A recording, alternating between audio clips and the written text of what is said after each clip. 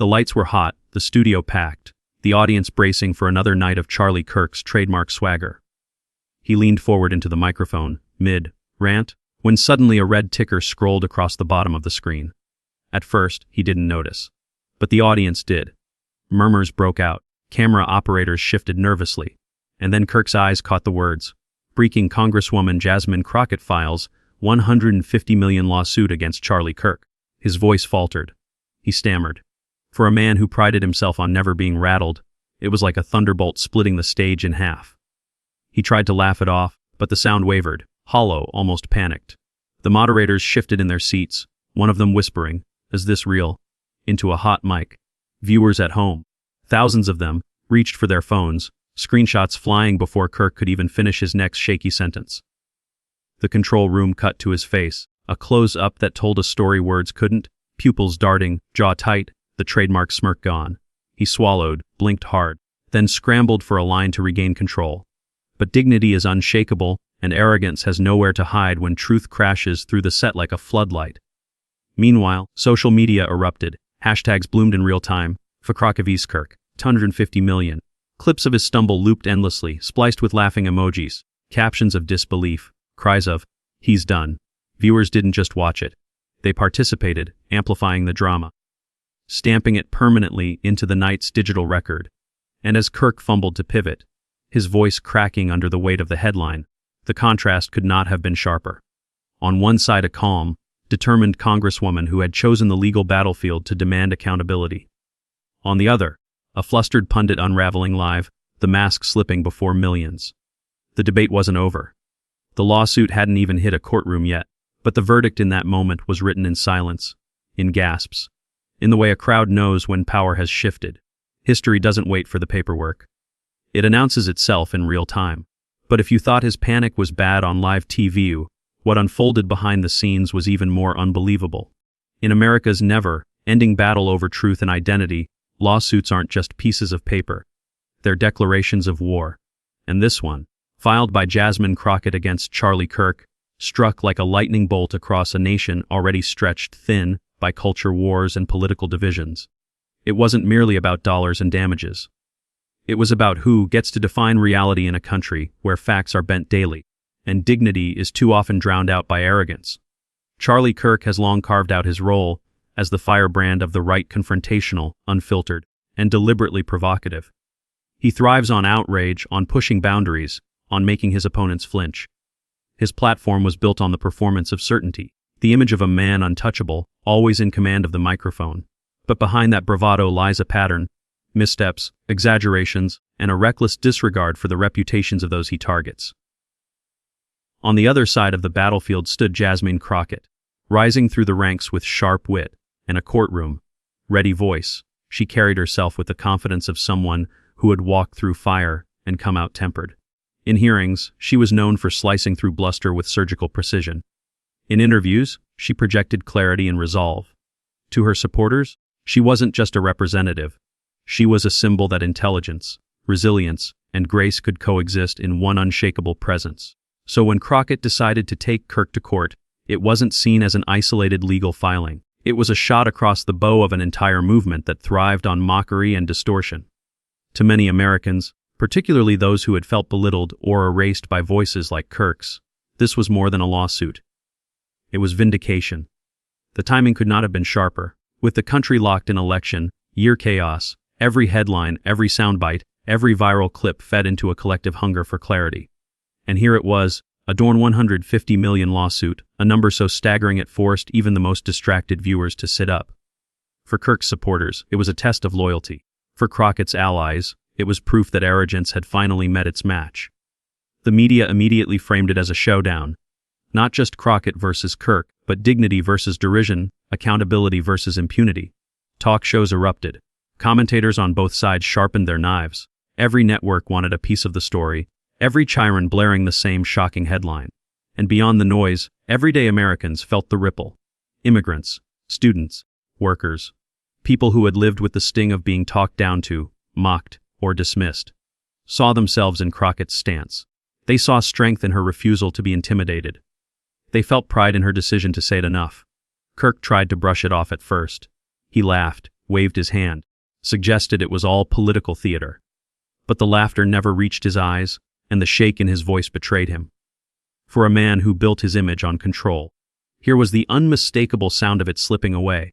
And just when Kirk thought he could spin his way out, the lawsuit's details dropped, and jaws hit the floor. To understand why the lawsuit landed with such force, you have to understand Charlie Kirk himself. How he rose, how he thrived, and how his very habits of arrogance and provocation created the perfect storm for his unraveling. Kirk did not emerge from the quiet corners of grassroots politics. He built himself in the glare of the spotlight, crafting a persona designed not to persuade, but to provoke. He was young when he discovered the formula outrage sells, fear rallies, and mockery keeps an audience glued. His early speeches were less about policy and more about spectacle. Owning his opponents, reducing them to punchlines, stirring his supporters with lines meant to go viral. It worked. He became the face of a movement that fed on defiance. On college campuses, he strutted into auditoriums with cameras rolling, baiting students into shouting matches that would later be clipped into online proof of his dominance. The louder the outrage, the bigger the applause. The more extreme the statement, the higher his profile climbed. He understood that in an era of sound bites, it wasn't depth that mattered. It was volume. But there was always something hollow underneath the bravado. For every cheer he earned, he collected critics, not just from the left, but from moderates who saw through the bluster. His style wasn't about conversation, it was about humiliation. He thrived not by building bridges, but by burning them in front of an audience that delighted in the flames. As his profile grew, so did the controversies. Headlines followed him like shadows, accusations of spreading misinformation, attacks on marginalized communities, bold claims that collapsed under fact checks. Yet Kirk never flinched. He wore criticism as a badge of honor, presenting himself as the eternal victim of a so-called hostile press. In his telling, every scandal only proved his importance. That framing worked for years.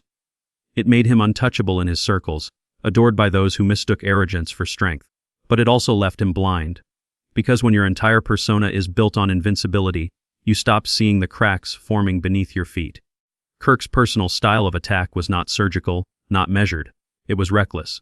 He went after opponents with slurs, sweeping generalizations, and character assassinations. He aimed not to debate, but to delegitimize. And in doing so, he underestimated the resilience of those he targeted. He assumed every opponent would retreat under the weight of his spotlight. But that assumption was his fatal flaw. The louder he became, the more he underestimated the quiet strength of his adversaries. For years, his overconfidence shielded him. He mistook the absence of immediate consequences for proof that he could never be touched. Yet consequences have a way of gathering, unseen, until the moment they crash down all at once. By the time Jasmine Crockett stepped onto the stage of his rhetoric, Kirk thought he knew the script. He would sneer, belittle, spin, and move on. He thought she would take the insult and fade away like so many others. But Crockett wasn't built to fade. She was built to fight, and not on his terms, but on hers. The irony is that Kirk's own habits set the trap he would walk into. His arrogance made him sloppy. His arrogance made him predictable. He pushed and pushed, confident there would never be pushback strong enough to pierce the armor of his persona. But arrogance has a way of blinding even the loudest voices. And Kirk never saw this coming. Before her name blazed across headlines beside the number 150 million, Jasmine Crockett had already lived a life shaped by grit, fire, and relentless determination. Her story wasn't born in the glow of studio lights or tank cocktail parties. It began on the streets, in neighborhoods where politics wasn't an abstract debate, but a daily reality. Where justice meant fighting for people who had been ignored, dismissed, or silenced. Long before Congress knew her sharp cross-examinations, Crockett was a lawyer, often taking on the cases few others wanted. She defended the vulnerable, those without deep pockets or political connections. In cramped courtrooms, she developed a reputation quick on her feet, fearless in her arguments, unwilling to bend when truth was on her side. She wasn't in it for prestige, she was in it for principle. That clarity hardened into muscle memory. The kind of strength that doesn't waver when the lights are hot and the stakes are high. Her path to politics wasn't handed down from a dynasty or paved with privilege. It was built step by step through community organizing, late-night strategy meetings, and days that stretched into nights of tireless advocacy. She had felt the sting of being underestimated, as a black woman, as a public servant, as someone who refused to play small. Instead of shrinking, she used that doubt as fuel. When she entered Congress, it didn't take long for the country to notice her. In hearings that demanded clarity, Crockett delivered. Her questions sliced through bluster like steel through fog. Opponents tried to rattle her, tried to talk over her, tried to dismiss her. But time and again, she remained unshaken, her voice steady, her eyes locked. Clips of her takedowns went viral not because they were loud, but because they were precise. She had a way of exposing hypocrisy without raising her volume, of drawing blood with facts alone. To supporters, Crockett represented more than one district in Texas. She was proof that resilience could rise to the national stage. She embodied the immigrant family fighting for recognition, the student pushing against barriers, the worker refusing to be erased. She carried their pride and their pain into rooms where it could not be ignored. Her story gave voice to those who had too often been voiceless. Of course, visibility comes with cost. The more she spoke out, the more attacks came her way, personal insults, caricatures, distortions. Yet Crockett never let her detractors define her. Each insult became a reminder of why she fought, each smear a confirmation that she was striking nerves worth striking. The louder the opposition grew, the more determined she became to hold her ground. That resilience made her dangerous to people like Charlie Kirk. He thrived on opponents who folded, who stumbled under pressure. But Crockett was forged in fire. Her entire career had been one long rehearsal for moments like this. She didn't just endure confrontation, she sharpened herself through it. She knew when to speak, when to wait, and when to strike with words that left no escape. So when Kirk hurled his latest round of distortion, she didn't panic. She didn't rush to the microphone or scramble for a viral clapback. Instead, she reached for something far more devastating: the law. By filing her lawsuit, she reframed the fight entirely. No longer was it about his bluster on a stage. It was about accountability in a court of record, where facts matter and arrogance cannot shout down truth. The 150 million figure wasn't random. It was intentional, a symbol as much as a claim. It sent a message that Crockett wasn't playing defense, that she wasn't there to be Kirk's foil in another viral clip. She was taking control of the narrative, reminding him, and the country, that dignity doesn't bow to derision. Her rise, her resilience, her reputation, all of it had led here. Years of preparation collided with a single decision, a decision that turned Kirk's stage into a trap of his own making. She wasn't just answering an insult, she was rewriting the terms of the fight. So when Kirk crossed the line, Crockett didn't just clap back, she unleashed a 150 million storm. The cameras never lie, and on that night, they captured a transformation in real time. Charlie Kirk, normally so polished in his practiced indignation, suddenly looked human, and not in the way his supporters wanted. His face glistened under the studio lights, his laugh came out clipped, too sharp, more like a gasp than confidence. He tried to shift the mood, throwing out a joke about frivolous lawsuits, but the words hung heavy, landing with the thud of desperation rather than defiance. The moderators glanced at one another, lips tight, eyes darting toward the breaking news chyron that refused to vanish from the bottom of the screen. One leaned closer to his colleague and whispered something the microphones weren't meant to catch. But the faint hiss bled through anyway. He's rattled. It was confirmation of what the audience already sensed. Split screens amplified the drama. On one side, Kirk floundering, searching for a steady rhythm. On the other, a stoic image of Jasmine Crockett, her press photo cool and unshaken, looping again and again beside the headline, "Files 150 million lawsuit." The juxtaposition was merciless. Every bead of sweat on Kirk's brow seemed magnified next to her calm, every stammer a reminder of the storm gathering just outside his control. At home, viewers clipped the moment in real time. Edits hit social media before the debate even ended. One video, zooming in on Kirk's trembling hands as he adjusted his microphone, clocked hundreds of thousands of views in minutes. Another slowed down his faltering laugh, overlaying it with text. When the lawsuit hits harder than your talking points, Kirk tried to recover. He launched into a rambling monologue about cancel culture, about political witch hunts, about the left trying to silence voices. But the cadence was off. His usual swagger was gone, replaced by a manic energy that betrayed fear. The crowd, once reliably reactive to his lines, sat quieter than usual, sensing the imbalance. Applause flickered and faded, never catching fire. Meanwhile, Crockett's team stayed utterly silent. No counter punch on Twitter, no frantic press conference. No defensive statement. Just silence. And in that silence was power. They understood what Kirk didn't. Sometimes the best strike is no strike at all, letting your opponent collapse under the weight of their own panic. As Kirk sputtered, the camera cut again to that frozen image of Crockett's calm, unwavering face. It was a reminder that while he fumbled live, she was already 3 steps ahead, her move made, her case filed, her dignity intact. By the end of the broadcast, the narrative had written itself. The man who once thrived on chaos had become the face of it. The hero didn't even need to speak. The villain was unraveling in plain view. And yet, as dramatic as the live confrontation was, it was only the beginning. The real mic drop wasn't on live TV, it was hidden in the lawsuit's pages. The headlines were shocking enough. But the lawsuit itself, the 78-page filing stamped in bold black ink, carried the true weight of Crockett's counterattack. For days speculation swirled. Was this symbolic, a stunt, or was it the real thing? The answer came as journalists pored over the pages, line by devastating line, and released their findings into the bloodstream of the internet. The opening passages set the tone. Defendant Charles Kirk has, with reckless disregard for the truth, engaged in a pattern of malicious falsehoods and defamatory statements, designed to damage the reputation and livelihood of plaintiff representative Jasmine Crockett. The words were legalistic, yes, but they carried an unmistakable bite. This wasn't vague or flimsy. It was precise. It was meticulous. Paragraph after paragraph outlined a series of attacks Kirk had made against Crockett. Incendiary claims about her character, about her integrity, about her very identity. Each one was cataloged with dates, quotes, and the digital breadcrumbs to prove it. Where Kirk once relied on the slippery nature of fast, talking punditry, here the record stood immovable. Tweets, clips, podcast transcripts, statements repeated, amplified, monetized, and then came the number 150 million. Not a throwaway sum, not a symbolic figure. The lawsuit detailed damages with surgical calculation, loss of reputation, emotional harm, security risks, threats spurred by Kirk's rhetoric, and the measurable impact on Crockett's ability to perform her public duties. It wasn't just a lawsuit, it was a mirror held up to a culture of reckless speech. The press highlighted one passage in particular.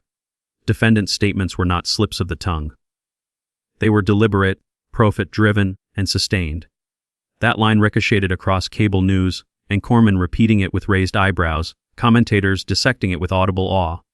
For Kirk's critics, it was vindication. For his supporters, it was a tremor beneath their feet. Social media turned the legal text into spectacle. One viral tweet read, "Crockett hit him with receipts, timestamps, and $signs. This isn't a lawsuit, it's an obituary." Another joked, 150 million reasons to stop talking reckless on Lev TV. Memes exploded, screenshots of Kirk's panicked face paired with snippets from the filing exhibit AZ. The sweat. The power of the lawsuit wasn't just in its size, but in its timing. Kirk was unraveling on live broadcasts while the public digested the exact details of why. Every stammer he made, every nervous dodge, was instantly matched with the cold clarity of Crockett's evidence. He couldn't talk his way around transcripts. He couldn't charm his way past screenshots, the very tools he had once used to build his empire. The clips, the quotes, the viral moments, had been repurposed into weapons against him. And Crockett, she remained silent. No press tour, no victory lap, no grandstanding. Her composure spoke louder than any soundbite could. The contrast was devastating. Kirk in full meltdown, Crockett in full control. Analysts on late-night shows had a field day. One described the filing as masterclass in legal jujitsu, using your opponent's momentum against them until they collapse under their own weight. Another quipped, "This isn't David versus Goliath. This is David showing up with Goliath's own sword." The audience laughed, clapped, cheered. Clips of the commentary circulated, reinforcing the growing sense that something irreversible had shifted. The lawsuit even carried a moral edge. One section argued that Kirk's false statements had not only harmed Crockett personally, but had rippled outward, emboldening hostility toward women in politics, particularly women of color. It was a reminder that this case wasn't about one man and one congresswoman. It was about a culture of contempt that needed to be checked. For Crockett's supporters, those lines were electrifying. It wasn't just her fight, it was theirs. A young activist tweeted, "When she fights back, she fights for all of us who've been told to sit down and take it." Another wrote, "This is why representation matters. This is why WE matter." Meanwhile, inside Kirk's camp, panic metastasized. Leaked reports described frantic calls to attorneys, rapid meetings with donors, and a flurry of messages sent to allies begging for cover. Some distanced themselves immediately, unwilling to tie their brands to a sinking ship. Others doubled down, but their defenses sounded thin, almost scripted, as if no one truly believed the spin anymore. And Kirk himself. Every appearance was an exercise in denial. He claimed the lawsuit was baseless, claimed it was intimidation, claimed it was nothing more than political theater. But his voice betrayed him. The cracks showed. No matter how many times he said, frivolous. The number 150 million lingered in the minds of every listener. What Crockett understood, and what Kirk never saw coming, was the power of patience. She didn't need to shout.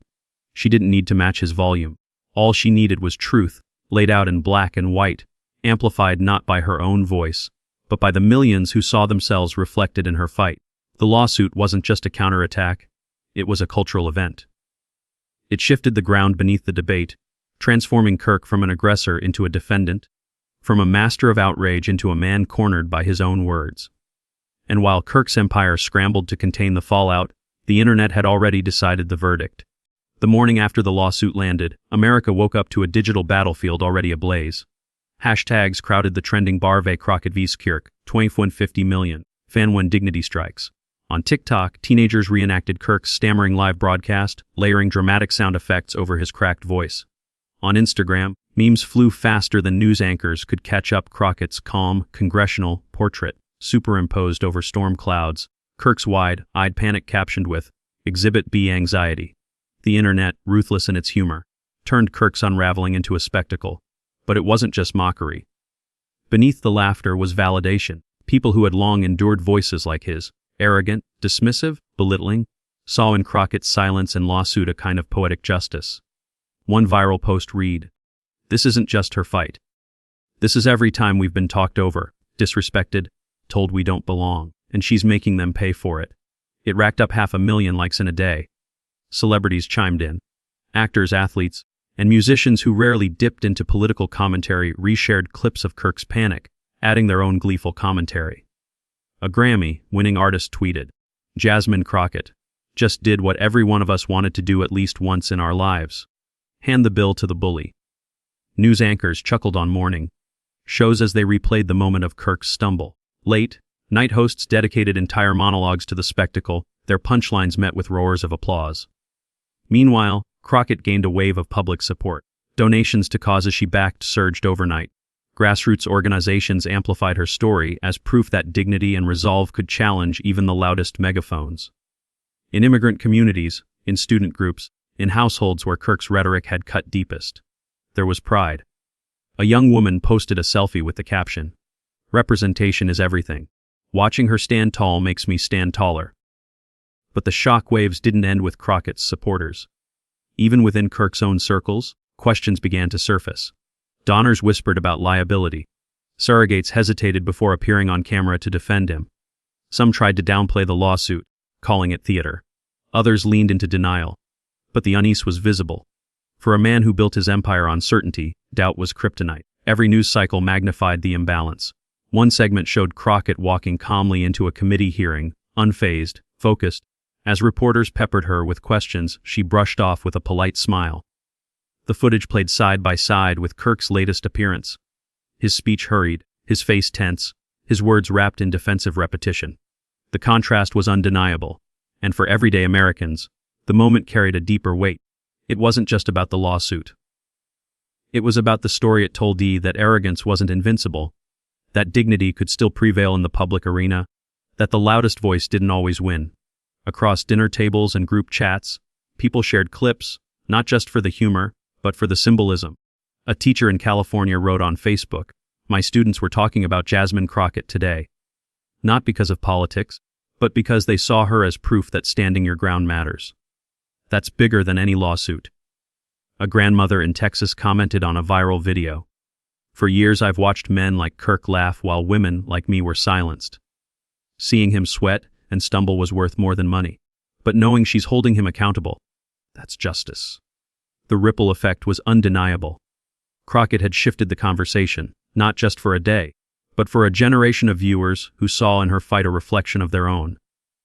The hashtags weren't just noise, They were the sound of people reclaiming their dignity through her. And yet, beneath the laughter, the memes, and the celebratory posts, a deeper question hovered. The lawsuit was monumental, the spectacle unforgettable, but its meaning stretched beyond the personal clash of two figures. It asked something bigger of America itself. But beyond the headlines and memes, one question lingered.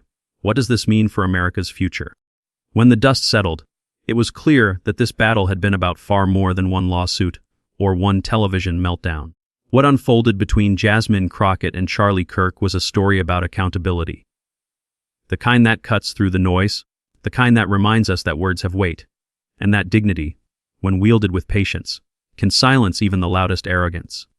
Think about it.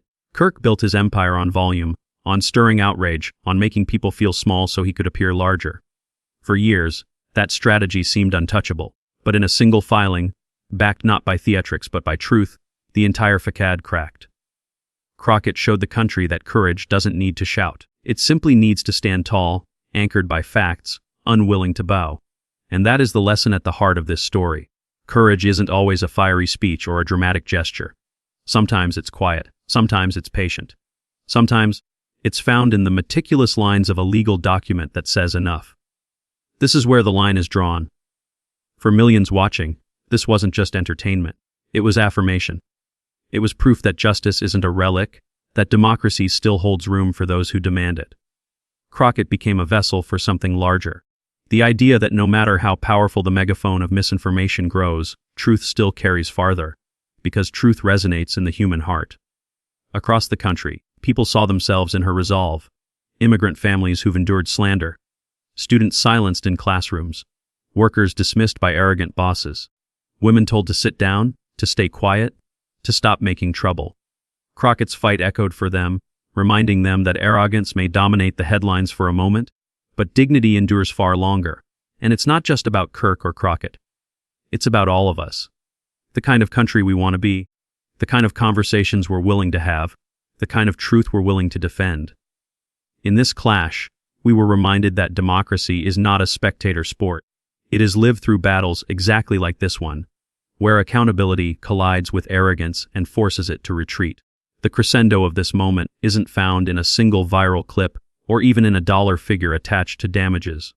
It's in the symbolic weight of a woman who refused to be defined by someone else's words, who turned those very words into the cornerstone of her fight for justice. And for every viewer, there is an invitation woven into that lesson. To believe in dignity, even when it feels easier to match outrage with outrage. To demand accountability, even when the odds feel overwhelming. To remember that democracy only thrives when people are willing to stand up, not just for themselves, but for the values that hold us together. Because if this moment proved anything, it's that panic fades, but courage echoes. The story began with a stumble, a moment of live television panic that Charlie Kirk will never live down. But it didn't end there. It grew into something larger, a $150 million lawsuit that transformed his bluster into vulnerability, his swagger into silence. And standing opposite him, with the calm resolve of someone who has fought bigger battles before, was Jasmine Crockett. She didn't need to match his volume. She didn't need to chase the spotlight. Her power came from clarity, from courage, from the simple truth that arrogance is loud, but it is never lasting. And that is why her composure struck so deeply with millions across this country. Because this moment wasn't just about a lawsuit. It was about us, about what kind of voices we amplify, what kind of values we defend, and whether we're willing to stand together when the noise threatens to drown out the truth. Crockett reminded us that accountability is not a threat to democracy. It is the very heartbeat of it.